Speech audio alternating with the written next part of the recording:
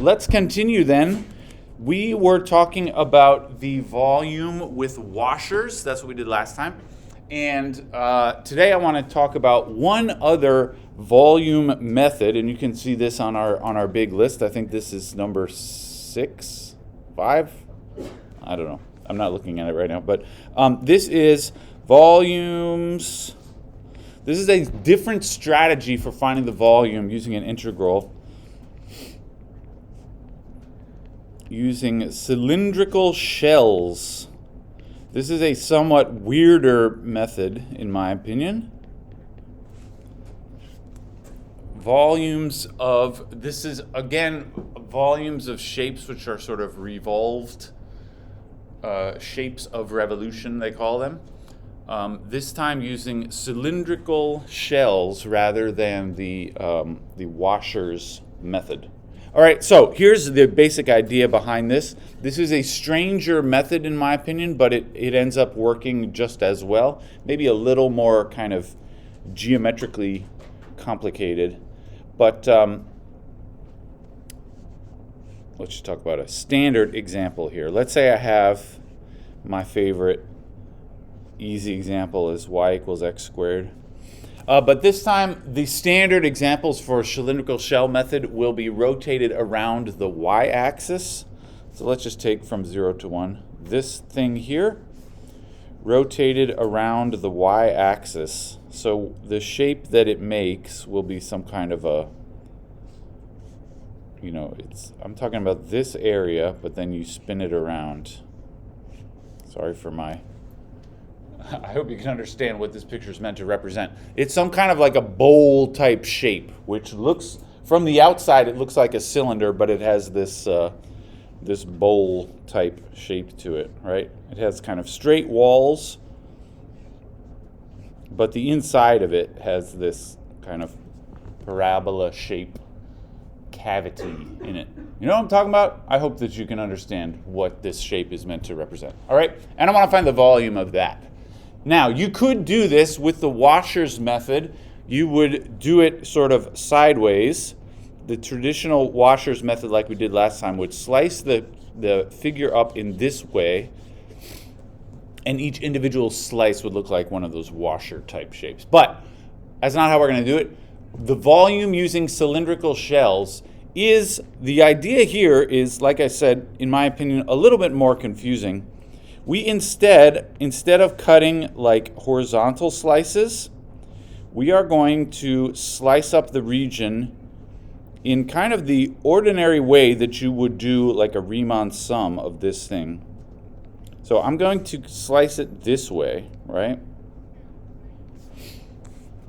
Only on one side, but think about those things. If I were to rotate one of these rectangular bits around the y-axis, what does it look like? So here, each piece, it's not really a slice at all in terms of like, it's not a horizontal cut of this thing, and it's also not a vertical cut of this thing. It's one of these rectangles, but then you spin it around.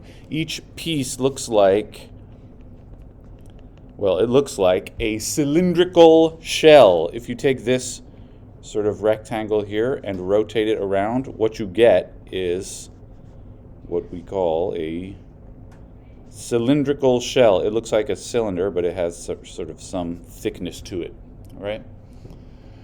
Each piece looks like a cylindrical shell. I better not add anything else to I'm not a terribly good artist here. A cylindrical shell. All right? And the volume of the whole shape that we're looking for would be computed by adding up all the volumes of the little cylindrical shells. And when I say adding up the little ones, really what I mean is you turn it into an integral, which is what we're all about.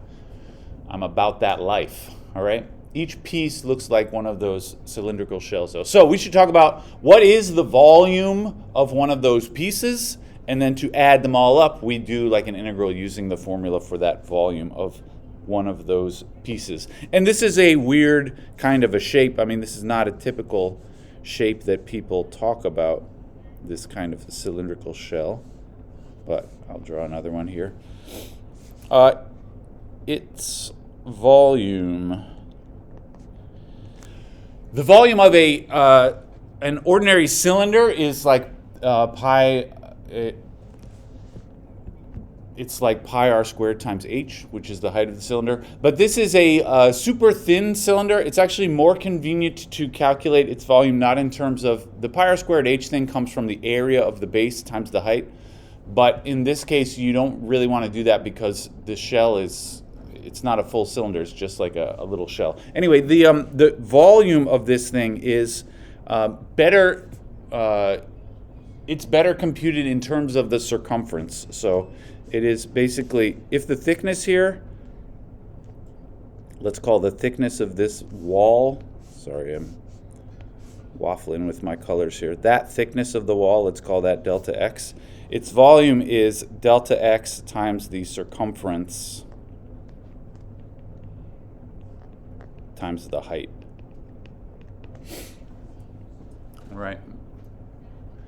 Because if you think about it has this sort of ring shape, and the area of that ring is basically like the circumference times the thickness.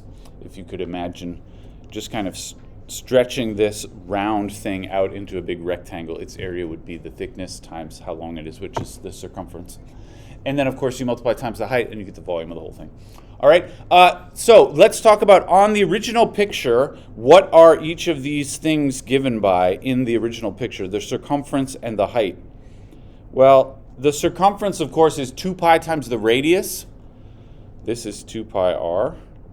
And the r is the radius.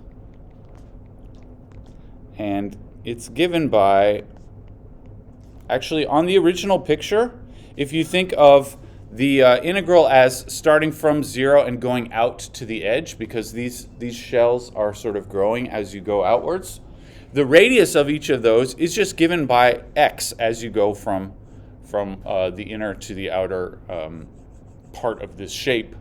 The radius is just how far out from the y-axis you are, and that is x. So the radius is just given by x. And what's the height? The height of these shells, you can tell on the picture, that is given by how high the graph is, which is to say it's the y value on the graph. So this height is actually just equal to f of x. All right. So put all this together. Each shell volume is 2 pi x times f of x times delta x. All right. This 2 pi x is this part, the circumference, and then f of x is the height, and then the delta x is the thickness of the shell. All right. And so when I turn this into an integral, this is the final thing. So I wouldn't suggest that you remember all of this kind of derivation, but this is the real deal.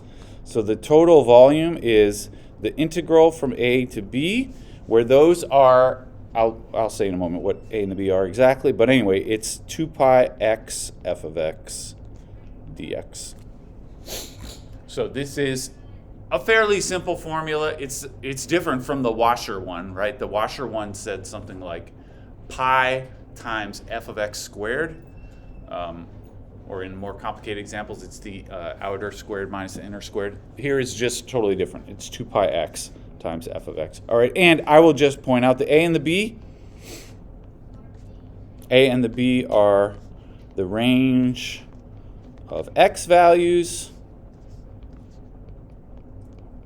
And it's important to remember this is from the middle to the edge. All right. From the middle to the outer edge. I should say outer edge here. All right. It's a fairly easy formula to work with, though. If you like, sometimes this is written as, you can, of course, factor the 2 pi out because it's a constant. So sometimes it will be written this way. You can pick your pick about which one. I mean, they're equal. This formula, you can always factor the 2 pi out. So if you prefer to write it with the 2 pi outside, I think I usually we'll keep the 2 pi on the outside, however you like. All right, let's just try our simple example there, and then we'll do some more, a little fancier. So I was talking about the parabola x squared, and let's go from the middle, of course, to 1 over here. This is the shape I'm talking about, rotate it around. All right. And we should be able to just plug into the formula and work everything out. So I go, volume is 2 pi, I will keep on the outside, integral, and here's the important thing I said, you can still see it at the top there, the boundary value should be measured from the middle to the outer edge. So in this case, it'll go 0 to 1. This can be a little confusing because, like on this picture, it actually looks like the x values are going all the way from -1 to 1, but you don't want that, and that will give you that will mess up your answer. It goes from 0 to 1 because each slice is a full cylinder, and so if you consider only these x values, they automatically include that side also. So you got to go from the middle to the outer edge. That's all I'm saying. Anyway, everything else was x times f of x, and that would be x squared, like so. I'm using the formula in the box up there. Integral x times f of x. And in this example, f of x is x squared.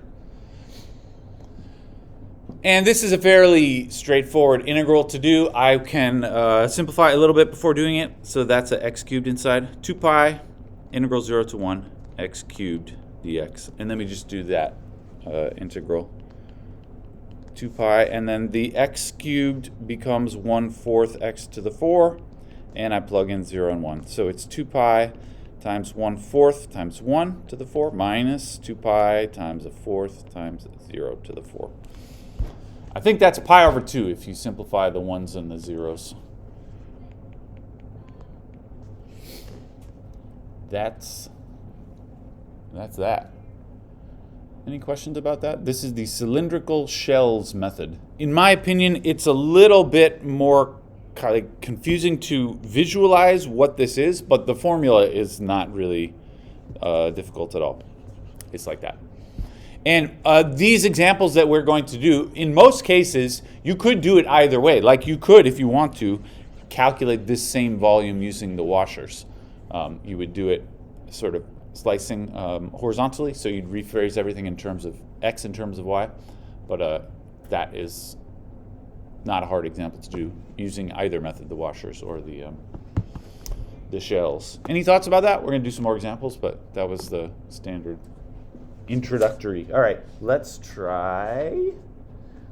All right, how about, here's another one.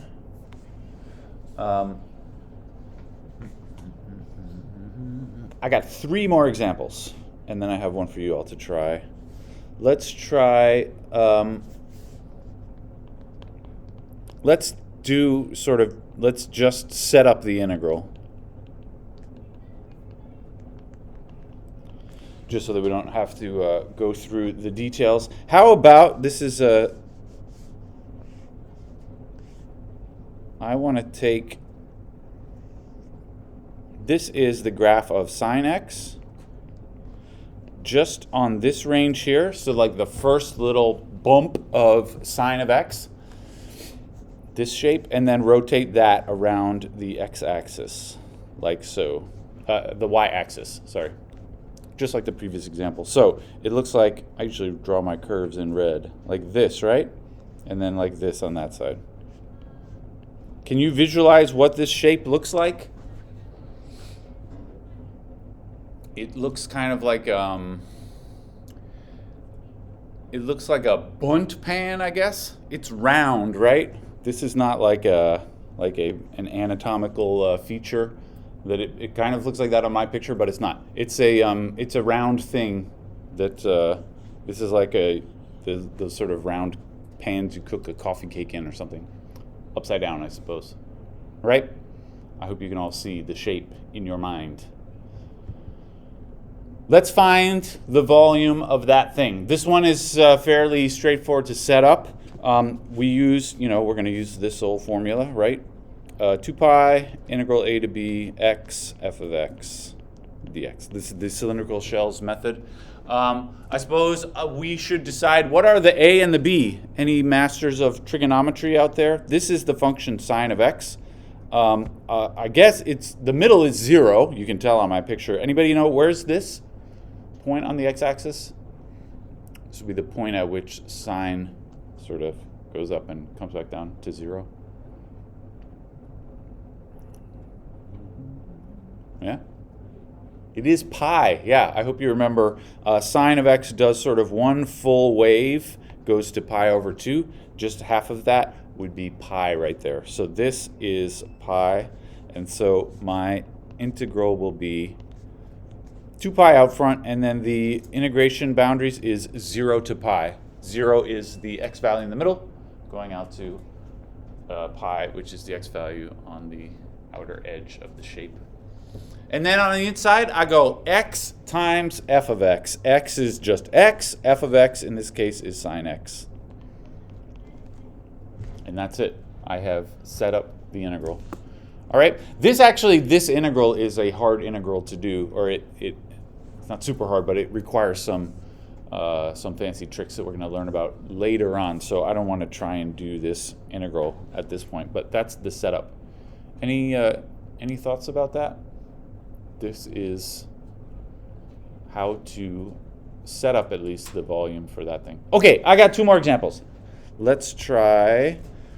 How about, this is going to be sort of another one of these like Christmas tree stand kind of a shapes. Start with this triangle here. And then spin that around the y-axis. So what you get is, well, it's kind of like a, like I said, sort of a round Christmas tree stand, or a thing you could put your toothbrush in, stand it up all nice on the counter, so that my side looks just as nice as my wife's side. All right? Okay, let's see if we can work this out. So this one, I told you some things. I didn't really say what the function is. It's this triangle. But these points at least are 1 and 2. So this is going to be 2 pi. So I'll just write the formula as is first. But this, in our case, will be the integral from 1 to 2, right? I said before, the x range goes from the middle to the outer edge. Really, it's more like the inner edge to the outer edge in this case, right? You don't actually go all the way from 0 because the shape doesn't even start until you get to here. But I'm saying you go from the inner sort of edge of the shape out to the outside. Sometimes the inner edge is the middle. Here it's kind of an inner edge. Anyway, I hope everybody knows what I mean. Okay, so next we have x, which is just x. But what about f of x? I didn't really tell you what f of x is. Anybody have a suggestion? I don't know if you can do all of this in your head, but how would we decide what f of x is in this case?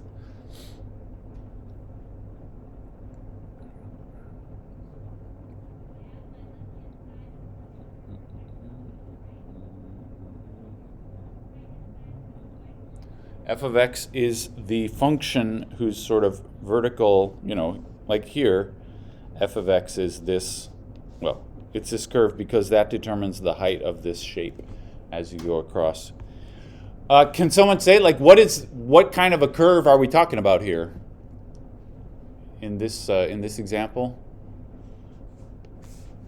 Yeah, I'll try and work this out on the side. F of x is, can we just say in vague terms, what kind of a curve is it?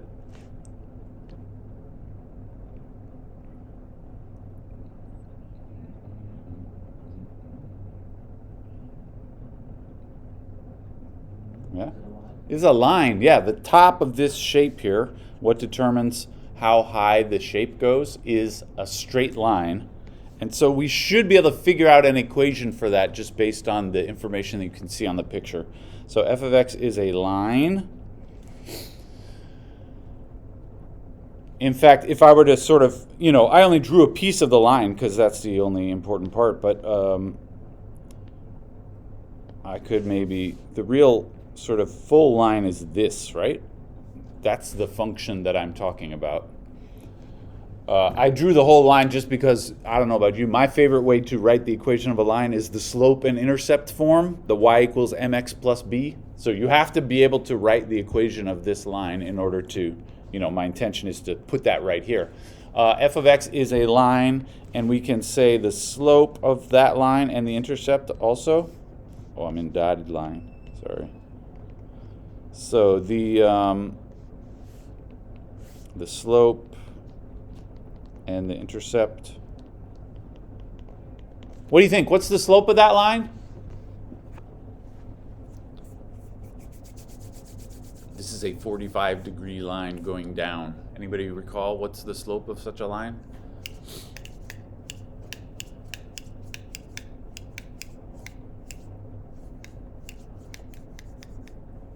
Has everyone forgotten what the slope means, or you just don't want to say it?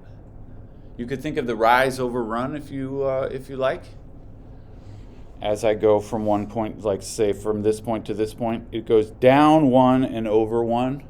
If you look at the rise over the run, the rise would be -1 and the run would be 1, right? Because it goes down 1 and over 1. So the slope here is -1 over 1, which is -1. A 45-degree line has slope 1. 1 if it's going up and to the right, -1 if it's going down and to the right. I hope you all remember that and just don't want to say it. And what about the intercept? Can anybody say, looking at the picture here, where's the y-intercept of that line? You want to show me on the fingers if you don't want to say it out loud? The y-intercept. I see some fingers, some ambiguous fingers. The answer is 2. The y-intercept is where that line, I'm talking about this dotted line here, where it hits the y-axis. It's up here at 2, right? There's 1, there's 2. If this is really a 45-degree line, and this is really 1 and 2, then this has to be 1 and 2 also. All right, so the intercept is 2.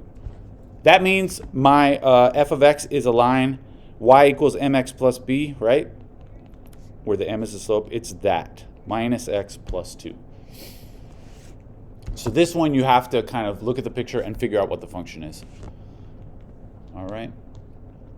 So I'm going to put that over here where it says f of x in my formula for the volume. It's that. All right. And this is the setup. If I really wanted to do this integral, I would distribute the x. We don't have to do the whole thing, but it would say minus x squared plus 2x. And then you just do the integral. That's a polynomial, so that's not a hard integral to do. All right. The cylindrical shells. Any more thoughts about that one? I got one more, and then I have one for you all to try. We'll see how it goes. Okay, one more. This is an interesting example, and actually this one, all of these ones so far have been fairly straightforward. You could have instead done them using the washers method. This one that we're about to do is actually fairly suitable for the shells and not so easy to do using the washers. I would like the volume of a torus. A torus is a fancy name for a donut shape. This is the mathematical geometric name for a donut shape. As you can tell so far, I'm not a great artist when it comes to drawing these shapes, but I actually know a great life hack for drawing an amazing picture of a torus. Are you ready for this? You can impress your friends when you go to lunch. Check it out. Here's how you draw a donut shape. It's very easy.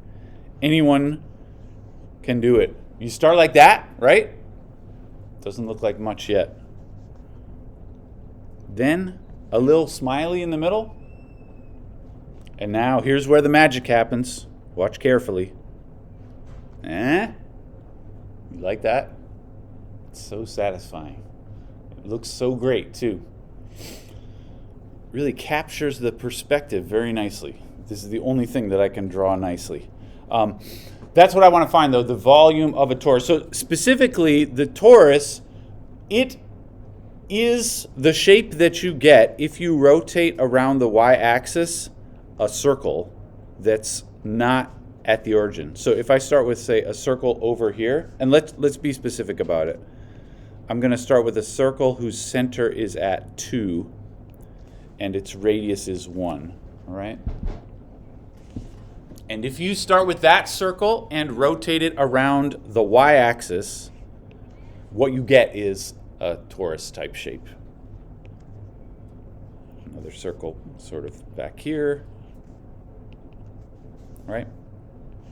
This is how you make this kind of a donut shape. It is obtained by revolving that circle around the y-axis. All right, let's see if we can set this one up. This one also ends up being a kind of a hard integral to calculate, but we can at least set up the integral and leave it at that. So we have to decide, all right, I'll write my formula again. 2 pi integral a to b x f of x dx. All right. Based on the picture, somebody want to tell me what should the a and the b be? This is the range of x values from the sort of from the inside out of my shape. The range of the x values. Any thoughts? You can tell this just kind of by looking at the picture.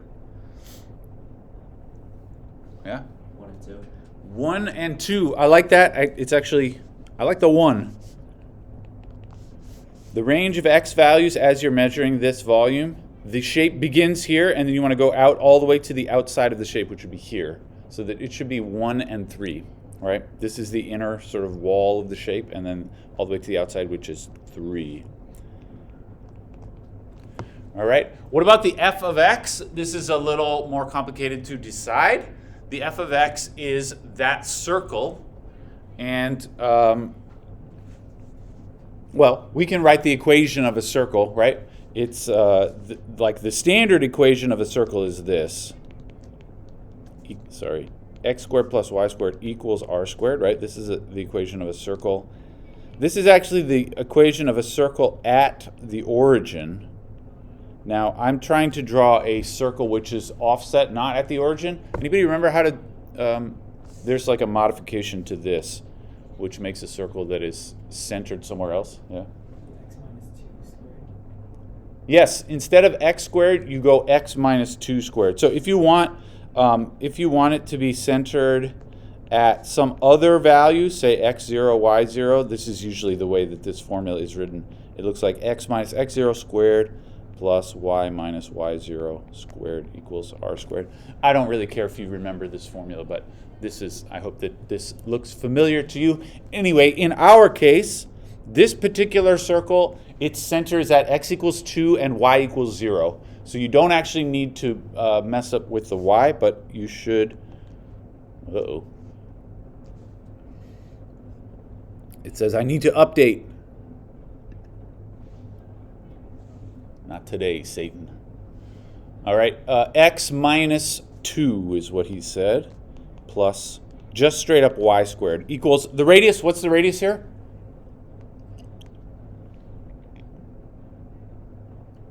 I see the fingers. 1. Yeah, the radius is 1. You can tell on the picture. Great. This is the formula, the equation of that circle. Now, for the sake of putting this into the integration formula, we have to solve for y and write that as a function. So to solve for y, I would say maybe put y squared on one side by itself, like so, and then take a square root.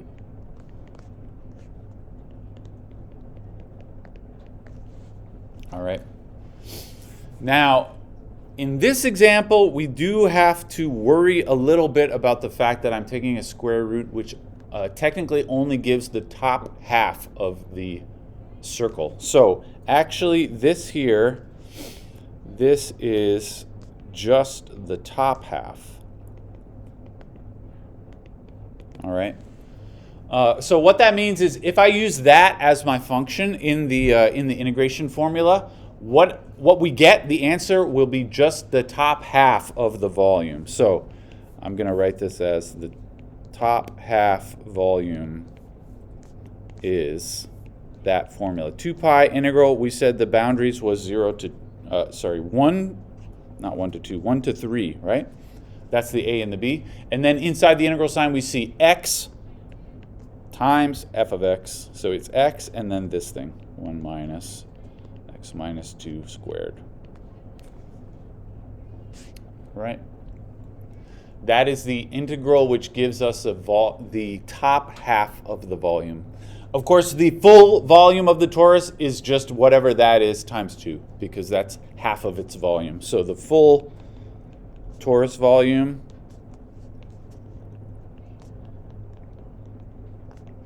is, double that.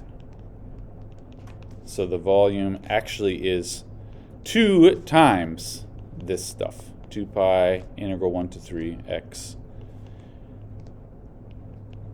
square root of that business. There you go. This is the volume of the torus. And like I said, I intend just to set up the integral in this one. This is a weird integral which is not impossible to do, but I don't want to get into the tricks necessary. I think you can do that with a somewhat strange u substitution, but we don't need to get into that. All right. Any thoughts or questions about that? This is the volume of that torus. A little tricky to find the equation of that circle, and then remember that you have to multiply by 2 because that's only the top half. All right. Great. I got one for you to try. And then we can start, I guess, talking about something else. How about, this is a fairly straightforward one. Let's try. This function is like that. Cube root of x minus 1. The cube root of x looks kind of like the square root of x, but I'm shifting it over by 1. And I would like to take this, so from 1 to 2, this much of it, and rotate that around the x-axis, the y-axis, sorry. So you get this kind of a rotated shape, and I want to find the volume of that.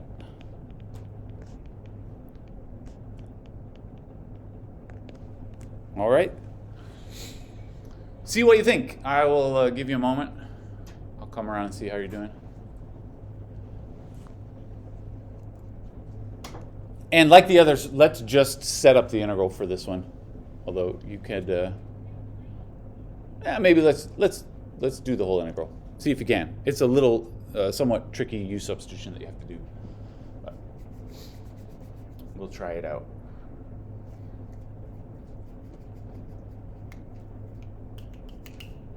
Feel free to chat with your friends about it.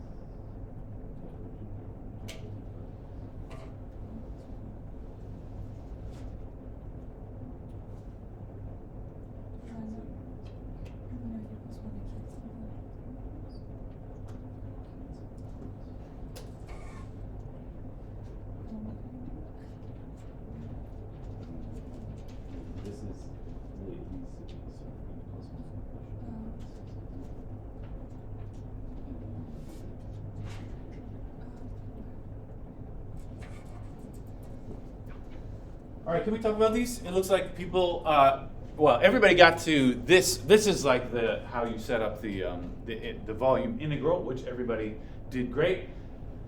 And then you need to do a slightly tricky u substitution, I guess. So this is one of those ones in which you have to solve the u part for x also. So this one will say x equals u plus 1 if you do that, solving the first part for x.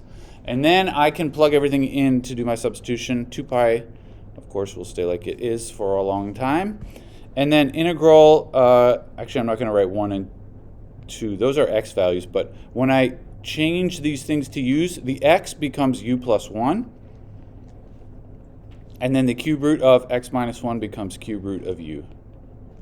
And then dx becomes du. dx just equals du, so this dx I'm going to write as du. And then cube root of u, the way to handle that is to write it as a u to the 1/3 power. So this is 2 pi integral u plus 1 times u to the 1/3 power.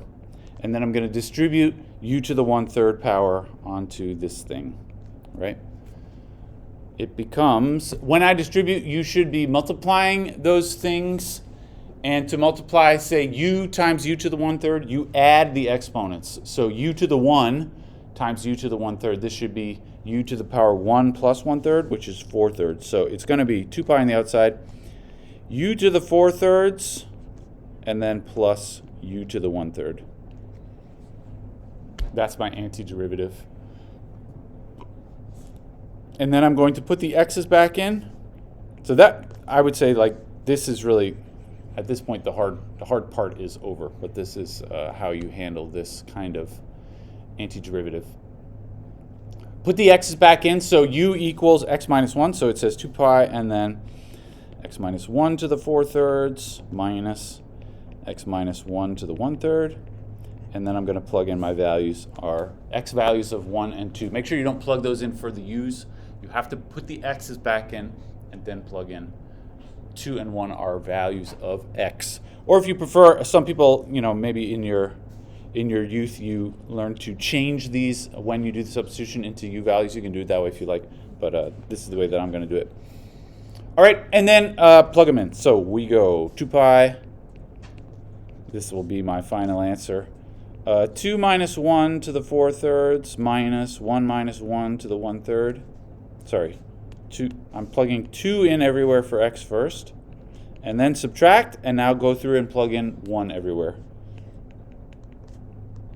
1 minus 1 to the 4/3 minus 1 minus 1 to the 1/3. Right? That's it. This actually, you can simplify pretty much everything by hand, right? This is, I don't know if you care, 2 pi. I'm beginning to not feel good about this. Oh, I messed it up. Anybody see where I messed it up? Yeah, what did I do? Right, I should have introduced coefficients here when I did the antiderivative. Sorry about that. This, I never even did the antiderivative. Oh, this is embarrassing. Okay, I have to. I'm so sorry. All of that is slightly wrong. Or maybe not so slightly wrong. I hope you did it right. This is not the antiderivative, right? She said, and I agree with her. You skipped the antiderivative. All I did was distribute there, right? The next step is to actually do the integral by changing the exponents. So the 4/3 increases by 1. 4/3 is like 1 1/3. To add 1, it'll go up to 7/3. Sorry about that. So this is 2 pi, and then it will say 3/7 u to the 7/3. Is this better? And then u to the 1/3 becomes 3/4 u to the 4/3. Yeah. Do you want to combine u to the 4/3 and u to the 1/3 before doing it? No. Different powers of something cannot combine. Just like if I see x squared plus 3x plus 5, you cannot put those together. It don't work that way. Yeah, you have to leave these as separate. If they were coefficients, if it was like 4/3 u plus 1/3 u, you could add them up. But when they're exponents, it doesn't work that way. I don't see why you should trust whatever I say, though, since I messed that up. Anyway, that's the antiderivative. Now I'm going to replace the x's, so I know how to finish it off. 2 pi outside here, and then 3/7 x minus 1 to the 7/3 plus 3/4 x minus 1 to the 4/3. And this, I plug in 2 and 1.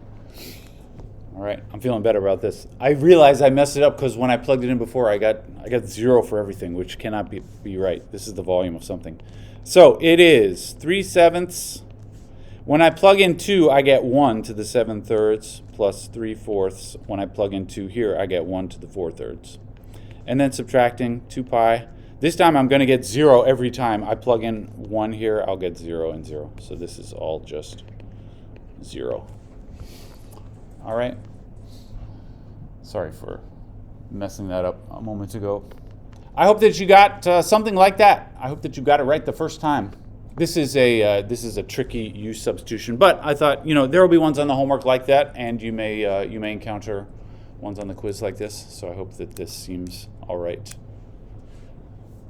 All right, and I think that'll do it. We got 3 minutes on the clock, but maybe I'll stop there.